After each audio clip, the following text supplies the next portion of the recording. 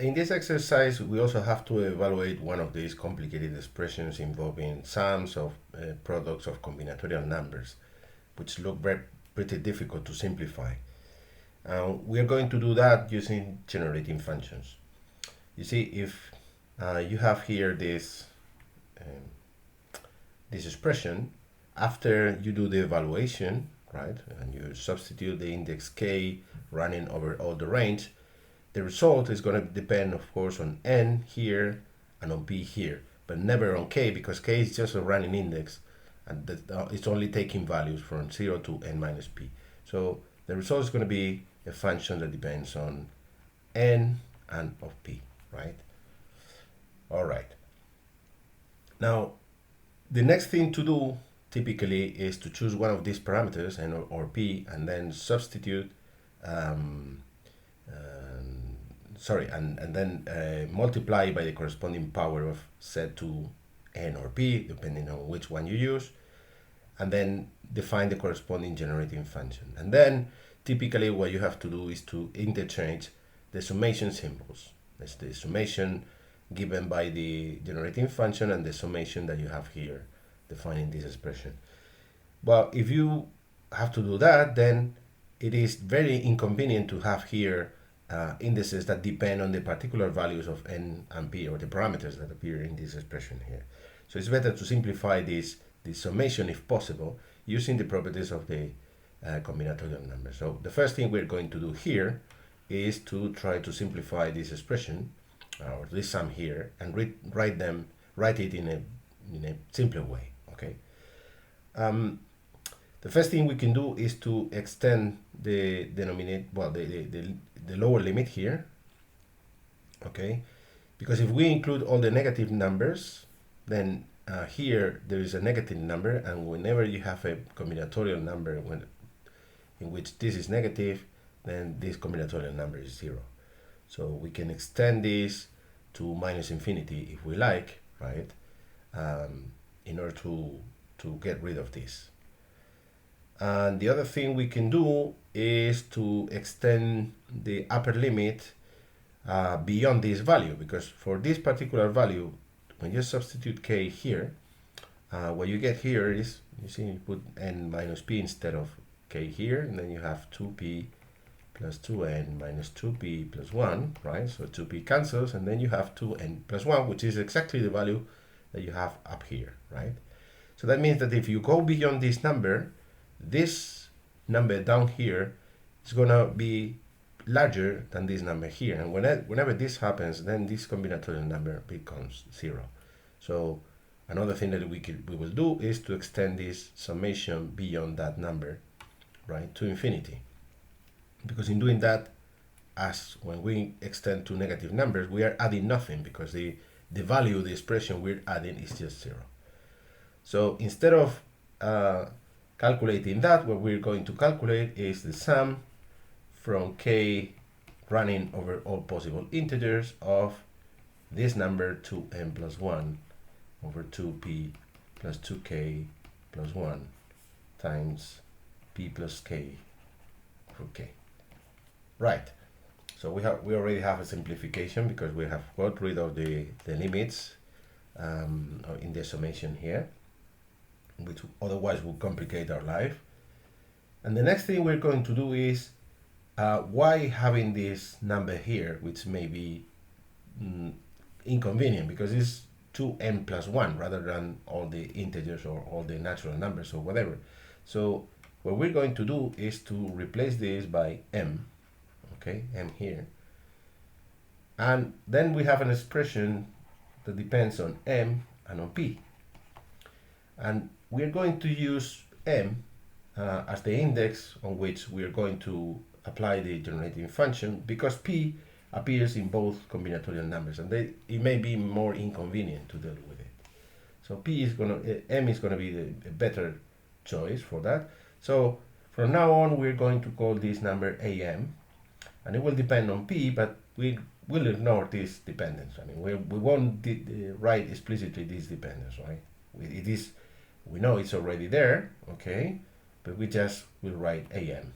So the generating function that we're going to introduce is this, is AM, right? This is F AM multiplied by set to the M, all right? And AM is all this expression here. Of course, this generating function will depend also on P, right? So we could put P here if we like, because P will appear in the final expression, but we don't care, right? It's the same as here. As I said, there is an implicit dependent on P in this coefficient, which we're not going to write, just to simplify the notation.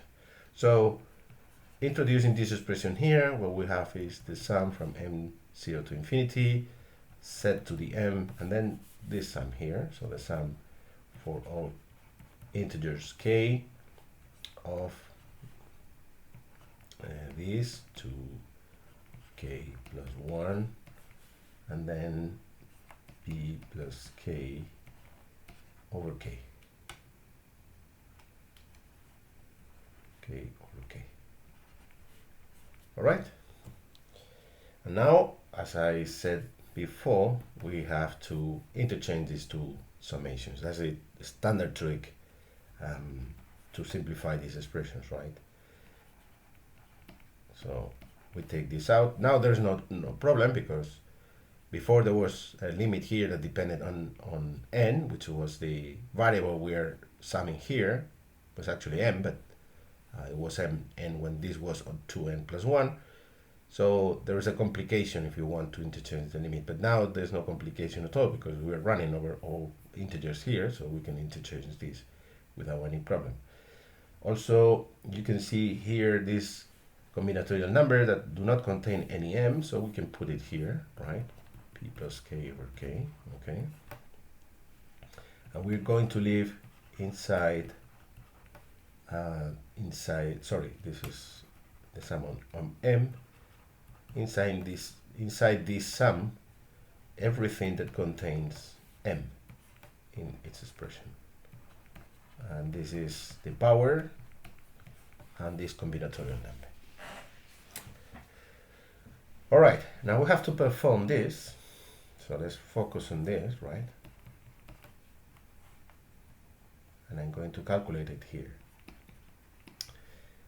Right, the first thing to notice is, if m is smaller than this number here, then this contribution is 0, because this combinatorial number is 0. So we can start with m equal to 2p plus 2k plus 1, and running all the way to infinity. And then we have the rest of the expression. Okay? Right, now we're going to change the variable from m to 2p plus 2k plus 1 plus j, right? So if m runs from this value to infinity, j runs from 0 to infinity, and then we can write this sum from j0 to infinity, and we have to replace this expression every time we see an m.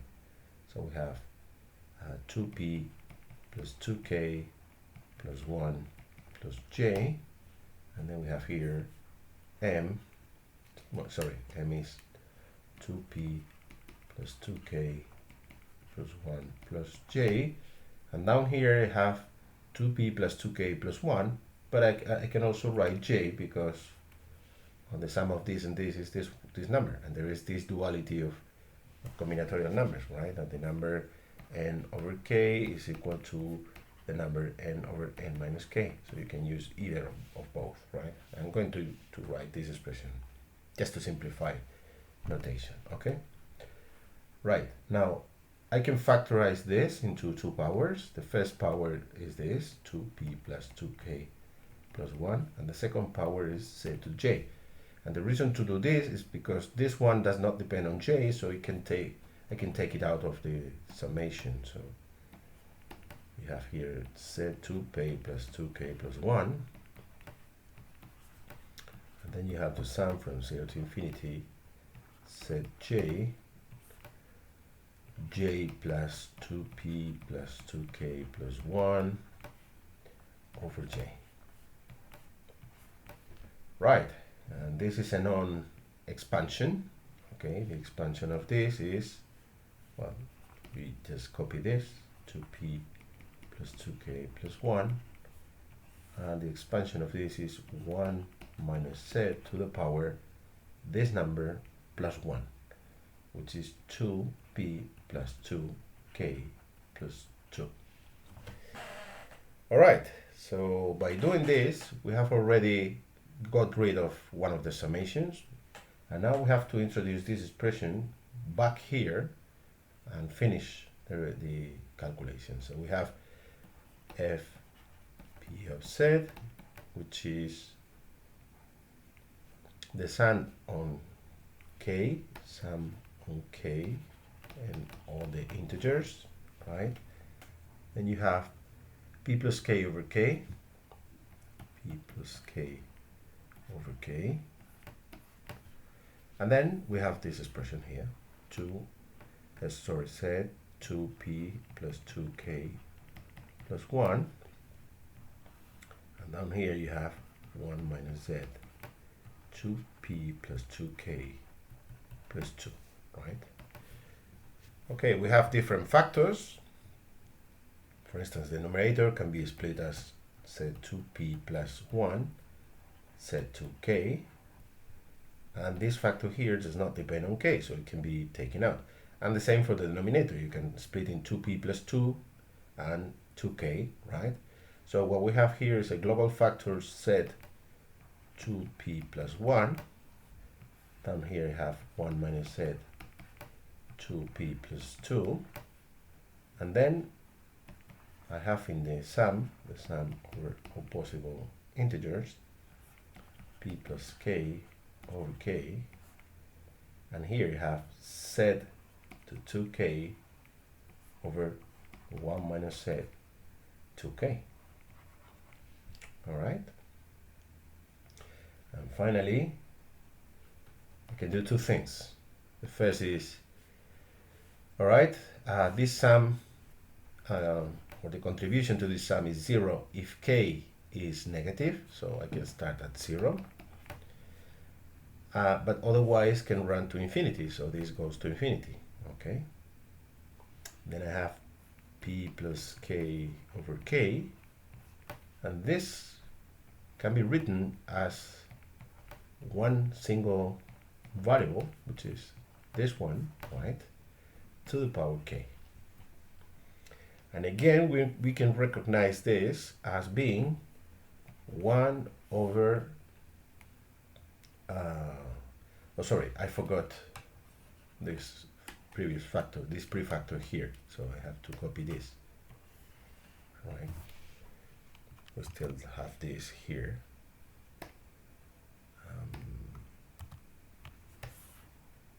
So we need to copy this factor here, all right? Don't forget that, okay? And now, aside from this factor, right, which I'll copy again here, then I have this sum here, which is 1 over 1 minus this variable, which is z squared over 1 minus z squared to the power p plus 1. P plus 1. Okay. Right. I can simplify this because you see this denominator here is the same as 1 minus z squared and everything to the power p plus 1. So I have something to the power p plus 1 here and something to the p plus 1, so I can group together these two things. So this is set to p plus 1,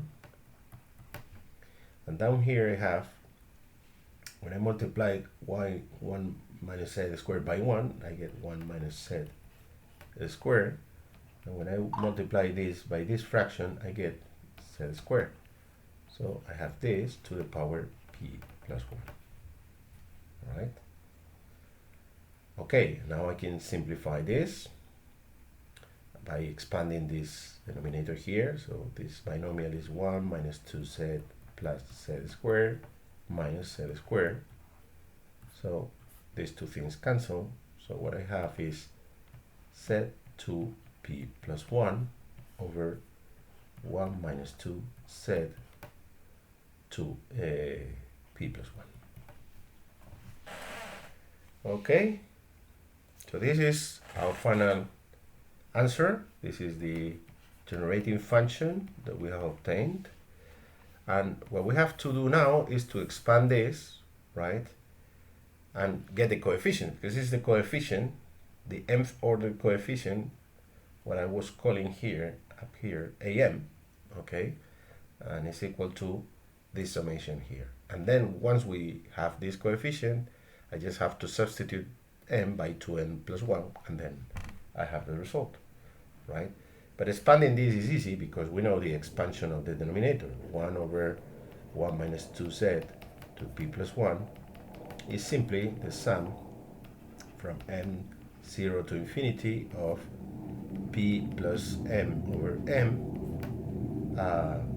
2z to the power n. All right? And this, of course, can be written as 2 to the m z to the n. Now I have to multiply by this. So f p of z is equal to the sum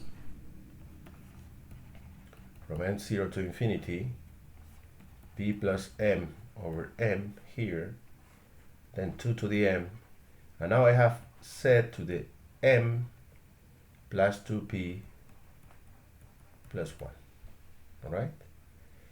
Okay, this is not written in the most appropriate way. Okay, it's not written in the most appropriate way because we don't have here power. So what we can do is to shift the power, right? So that I can introduce a new variable. I can shift 2p plus 1 units down in the exponent here and up here. So I have the sum from 2p plus 1 to infinity here. And I have to reduce 2p plus 1 units here, the exponent, the value of m. So I have p plus m minus 2p minus 1.